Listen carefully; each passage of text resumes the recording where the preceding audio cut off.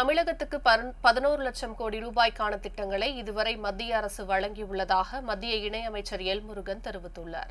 தூத்துக்குடி விமான நிலையத்தில் செய்தியாளர்களிடம் பேசிய அவர், கங்கை கொண்ட சோழபுரம் நிகழ்ச்சியில் பிரதமர் மோடி கலந்து கொள்வது தமிழர்களுக்கு பெருமை என்று கூறினார். தமிழ்நாட்டில் இன்னும் சில திட்டங்களை சேர்த்து 4800 கோடி ரூபாய்க்கான திட்டங்களை சில திட்டங்கள் இன்றைக்கு தொடங்கி வைக்க இருக்கிறார். சில திட்டங்கள் பூமி பூஜை போட இருக்கிறார். இப்படி 4800 கோடி ரூபாய்க்கான திட்டங்களை மாண்புமிகு பிரதமர் திரு நரேந்திர மோடிஜி அவர்கள் இன்றைக்கு தமிழகத்திற்கு கொடுக்க இருக்கிறார்கள்.